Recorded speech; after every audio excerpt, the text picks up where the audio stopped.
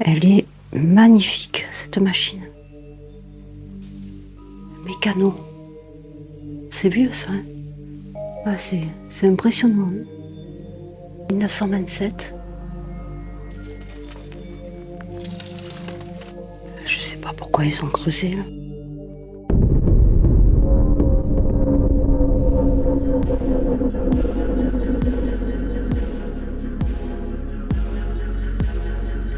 Une courbe parfaite, massive, en pierre de taille, qui évoque l'abside d'une église romane agrémentée de fenêtres domestiques délabrées. Il ne m'en fallait pas moins pour aller voir cette énigme architecturale de plus près. Aujourd'hui, je vous emmène sur les traces d'une histoire qui s'étend sur près de 1000 ans. Une discrétion absolue est requise ici. La bâtisse est jouxtée de près par des habitations, d'où me proviennent des fragments sonores d'une activité de voisinage. Bienvenue dans cette nouvelle exploration.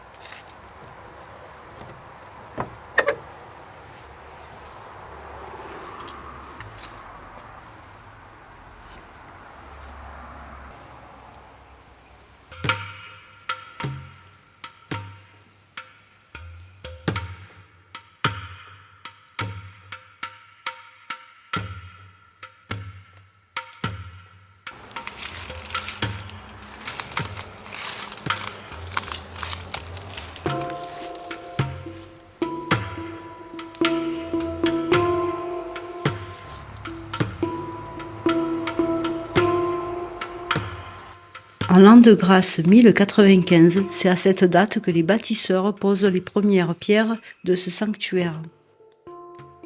Nous sommes alors en plein âge d'or de l'art roman méridional. Cette église paroissiale est pensée comme un repère indéracinable, une forteresse spirituelle, bâtie pour résister aux hommes et au temps. Bon, voilà, je suis rentrée.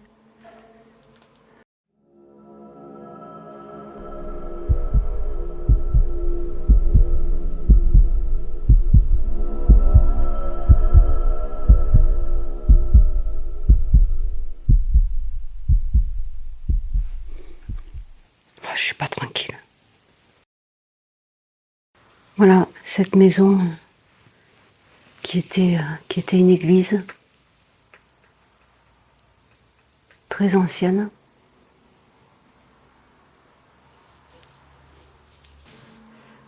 Ouais, il y a des petites chauves-souris. Comme toujours, je parle pas trop fort.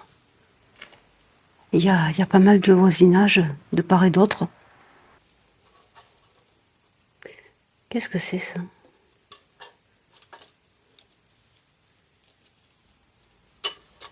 Là, on a l'ancien compteur.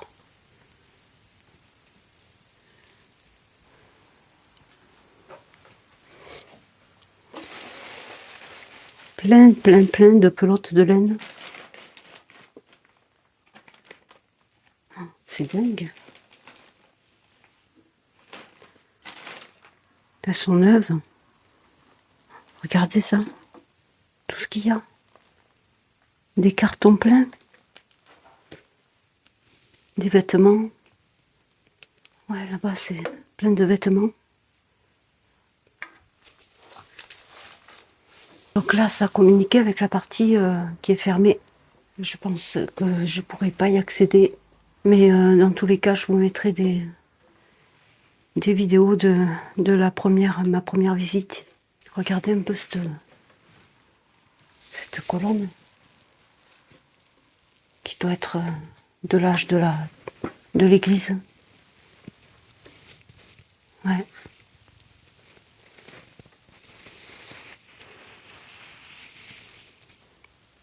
Ah, c'est impressionnant. Hein. Au XIIIe siècle, la région, située au sud du Massif central, échappe au pouvoir du roi. Ce sont les puissantes seigneuries locales qui se disputent le contrôle des terres. C'est en lançant la 7e croisade, en 1248, que le roi Saint-Louis entend imposer son autorité sur la région. Et pour cela, il s'appuie sur un allié neutre et redoutable, les frères chevaliers de l'ordre du Temple. Connus pour leur discipline de fer, ces moines soldats servent souvent de force de frappe principale. Et pendant que les chevaliers meurent au combat en Orient, le réseau des commanderies tourne à plein régime. Elles achètent, stockent et acheminent les vivres, les armes et surtout les chevaux de guerre. Ces commanderies de l'ordre du Temple servaient également de trésorerie, où les seigneurs qui partaient au combat y déposaient leurs richesses.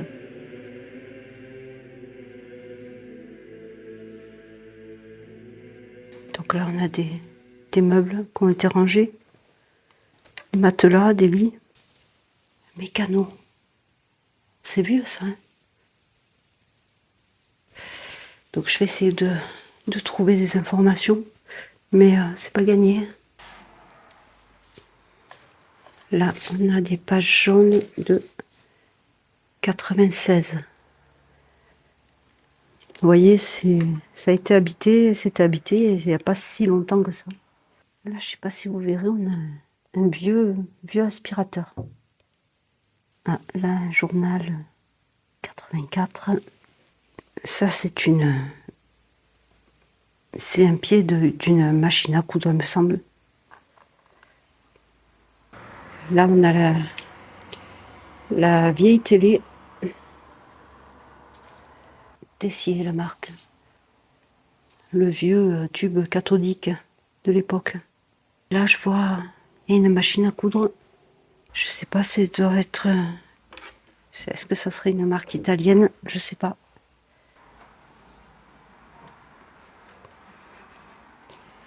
Ah ouais, voilà. Elle est magnifique. Oh, elle est magnifique, cette machine. Regardez un peu le détail de ces décorations. Vraiment, vraiment beau.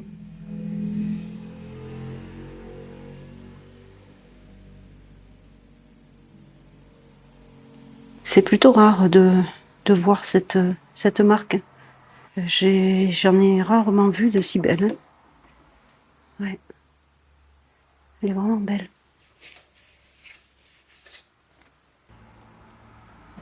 C'est bien dommage de la laisser s'abîmer ici.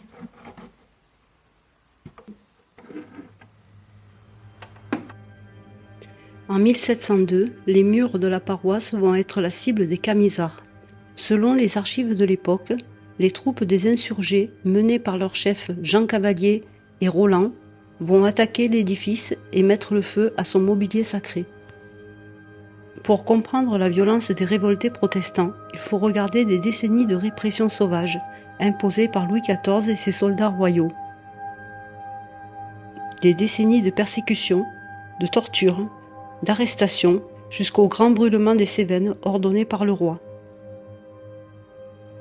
Si vous suivez mes vidéos, je vous avais déjà parlé de Roland, le chef Camisard. D'ailleurs, pour la petite histoire, Roland, le jeune cardeur de laine, a été dragon du roi durant une courte période, avant de changer de camp et de prendre une part active au soulèvement des protestants. Pour en revenir à notre église, les noirceurs que j'observe aujourd'hui sont très probablement les reliques de cet incendie historique en 1702.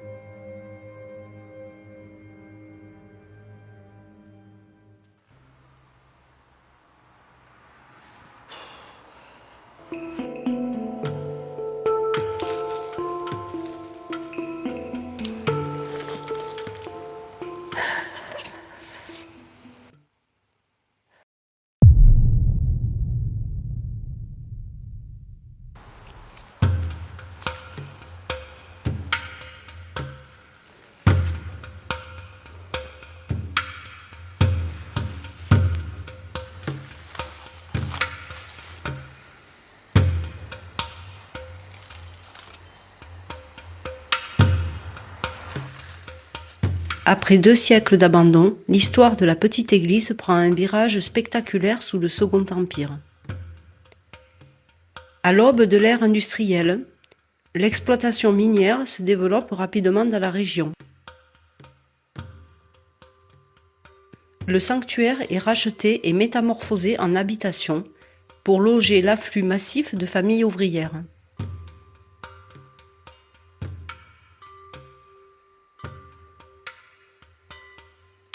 Dans les archives de recensement de population et sur plusieurs décennies, deux mêmes familles vont s'y ancrer et au fil des années, d'autres foyers apparaîtront.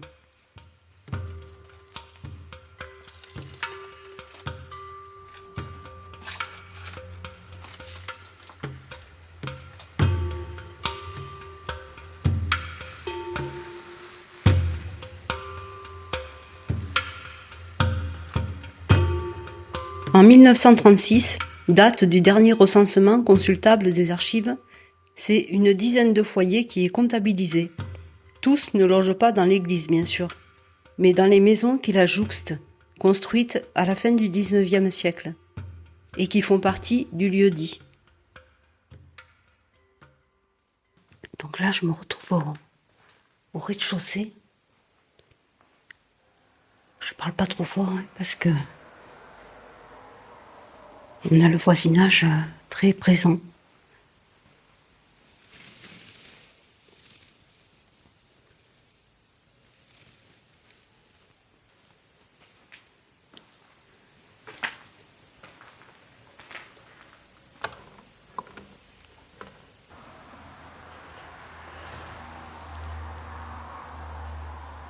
Regardez, il y a des dates là, 1927.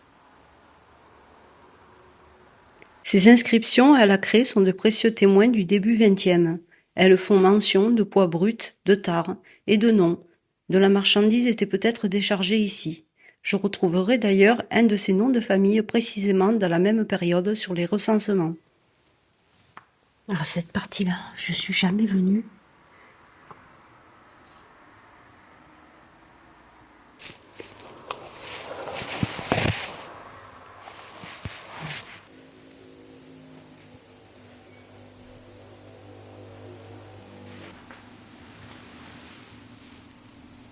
Ça devait être une plaque de cheminée, je pense.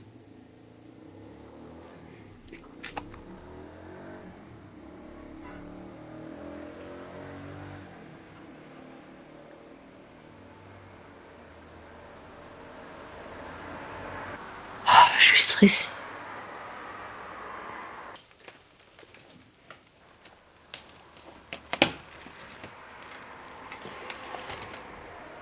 Ça, je sais ce que c'est. C'est pour repasser les manches de chemise. Dites-moi si je me trompe.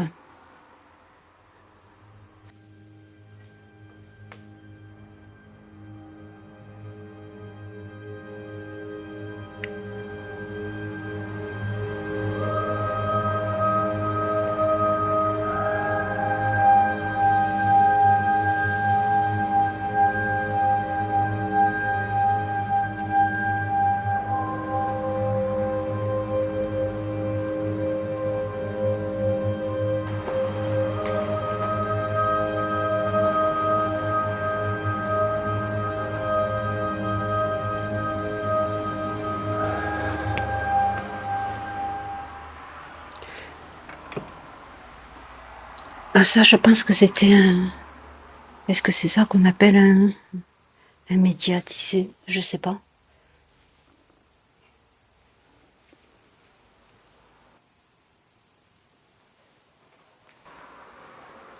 Ça aussi, je crois que c'était un... Je sais pas en fait, c'était pour tisser. Dites-moi en commentaire si vous avez une idée de ce que ça peut être.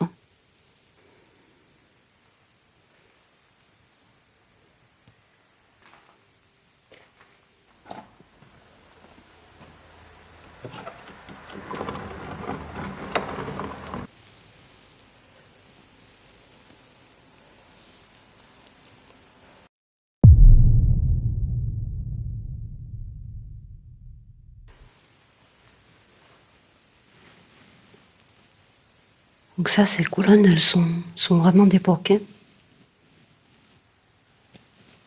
Par contre, ce que je comprends pas, ce qui était pas la dernière fois, c'était ce trou.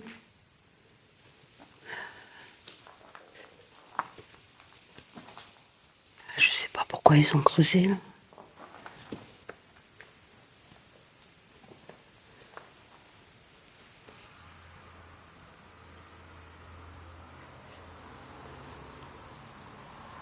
C'est très bizarre. Mais l'histoire récente a laissé une cicatrice bien plus intrigante. Au pied de ce pilier médiéval, un trou béant, récemment creusé. En effet, lors de ma première visite, il y a 2 ans, le trou n'y était pas. Je me suis alors posé la question, quel était le but de cet ouvrage? Et là, mes recherches ont fini par me révéler l'évidence. Rappelez-vous, je vous ai parlé des Templiers. L'église était sur un axe de passage pour les croisades.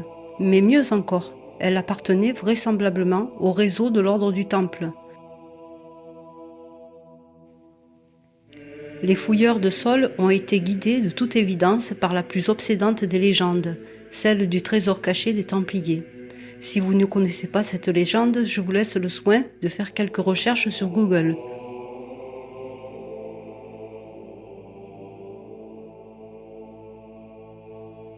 Néanmoins, ce n'est qu'une légende, car il ne faut pas oublier que l'Église et le roi Philippe le Bel, endettés auprès des Templiers, ont saisi et récupéré l'essentiel de ses biens. D'après certains historiens, le vrai trésor des Templiers, c'est son patrimoine architectural.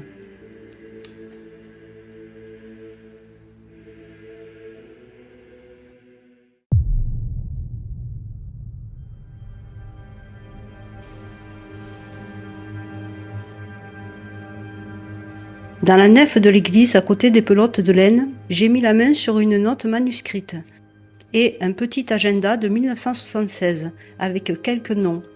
J'ai donc commencé à assembler ces pièces avec des recherches généalogiques. C'est dans les années 80 que Pierre, âgé d'environ 25 à 28 ans, s'installe ici avec sa mère Sylvie et sa grand-mère Juliette. Il m'apparaît que Sylvie ne s'est jamais mariée. Peut-être était-elle une mère célibataire.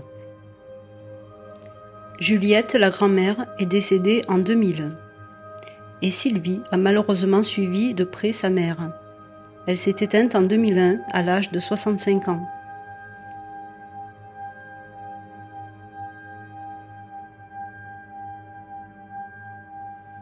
Je n'ai pas retrouvé d'autres informations sur Pierre, ce qu'il est devenu. Je n'ai pas trouvé d'acte de décès. Cependant, son nom de famille étant assez répandu, il est possible que je sois passé à côté de l'information. Si c'est le cas, la succession a été reléguée aux héritiers indirects. Je ressens une immense mélancolie à voir ce patrimoine millénaire mourir dans l'indifférence totale.